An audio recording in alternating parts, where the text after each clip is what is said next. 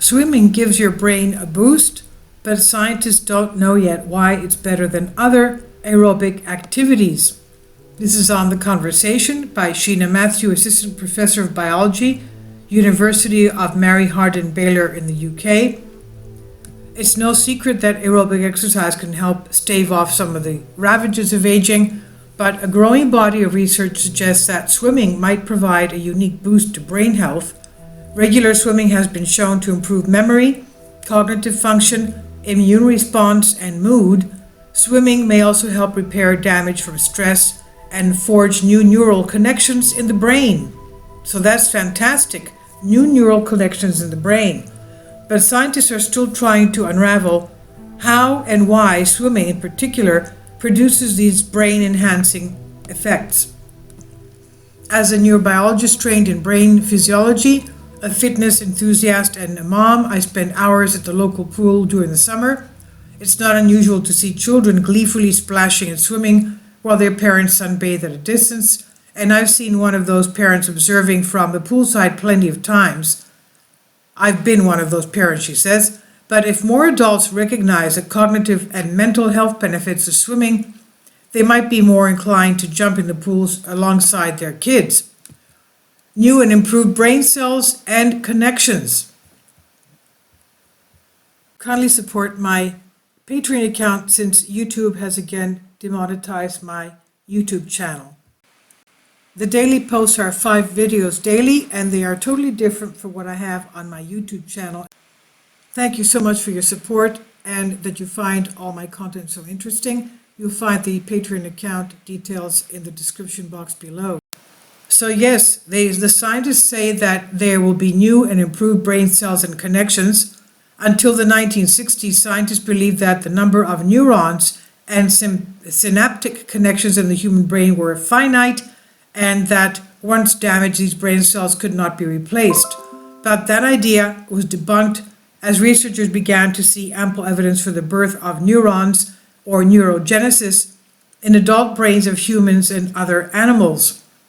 Now there is clear evidence that aerobic exercise can contribute to neurogenesis and play a key role in helping to reverse or repair damage to neurons and their connections in both mammals and fish.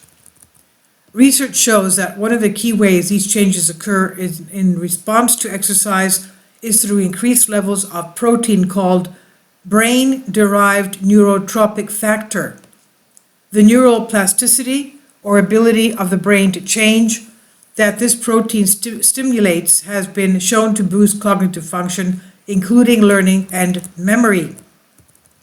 Studies in people have found a strong relationship between concentrations of brain-derived neurotropic factor circulating in the brain and an increase in the size of the hippocampus, the brain region responsible for learning and memory. Increased levels of brain-derived neurotropic factor have also been shown to sharpen cognitive performance and to help reduce anxiety or depression. In contrast, researchers have observed mood disorders in patients with lower concentrations of brain-derived neurotropic factor. Aerobic exercise also promotes the release of specific chemical messengers called neurotransmitters.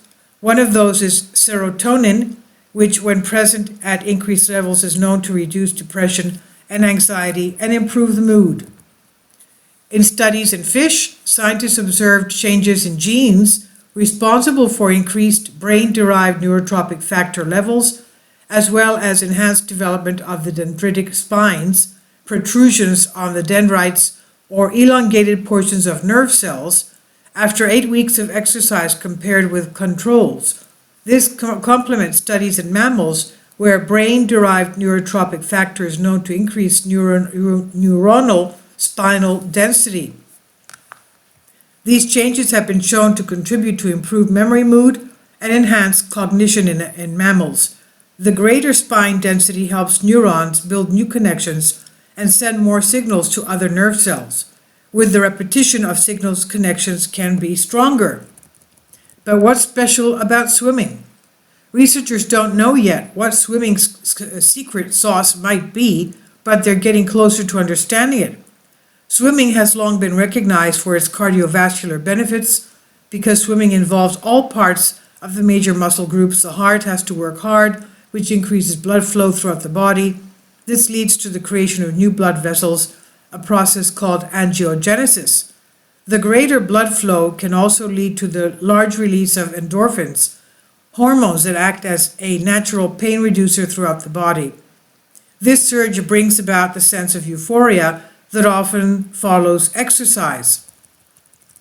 Most of the research to understanding how swimming affects the brain has been done on rats. Rats are a good lab model because of their genetic and anatomic similarity to humans. In one study in rats, swimming was shown to stimulate brain pathways that suppress inflammation in the hippocampus and inhibit apoptosis or cell death.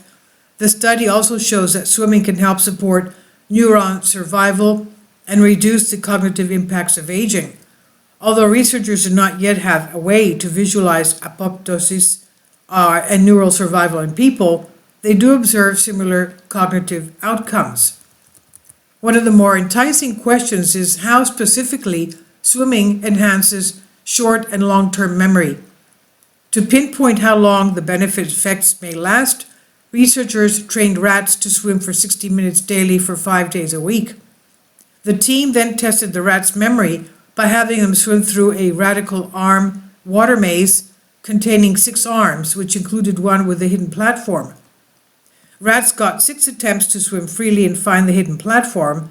After just 7 days of swim training, researchers saw improvements in both short and long-term memories based on the reduction in the errors rats made each day. The researchers suggest that this boost in cognitive function could provide a basis for using swimming as a way to repair learning and memory damage caused by neuropsychiatric diseases in humans. Although the leap from studies in rats to humans is substantial, research in people is producing similar results that suggest a clear cognitive benefit from swimming across all ages. For instance, in one study looking at the impacts of swimming on mental acuity in the elderly, researchers conclude that swimmers had improved mental speed and attention compared to non-swimmers. However, this study is limited in its research design, since participants were not randomized, and thus those who were swimmers prior to the study may have had an unfair edge. Other study compares cognition between land-based athletes and swimmers in the young adult range. While water immersion itself did not make a difference, the researchers found that 20 minutes of moderate intensity breaststroke swimming improved cognitive function in both groups. And kids get a boost from swimming as well. The brain-enhancing benefits from swimming appear to also boost learning in children. Another research group recently looked at the link between physical activity and how children learned new vocabulary words. Researchers taught children aged 6 to 12 the names of unfamiliar objects. Then they tested their accuracy at recognizing those words after doing 3 activities: coloring, which was resting activity, swimming, aerobic activity, and CrossFit-like exercise, anaerobic activity for 3 minutes. They found that children's accuracy was much higher for words learned following swimming compared with coloring and CrossFit, which resulted in the same level of recall. This shows a clear cognitive benefit from swimming versus anaerobic exercise, though the study does not compare swimming with other aerobic exercises. These findings imply that swimming for even short periods of time is highly beneficial to young developing brains. The details of the time or lapse required, the style of swimming, and what cognitive adaptations and pathways are activated by swimming are still being worked out, but neuroscientists are getting much closer to putting all the clues together. For centuries, people have been in search of a fountain of youth. Swimming just might be the closest we can get to that. This is On the Conversation. Please leave your comments, and thank you for your support.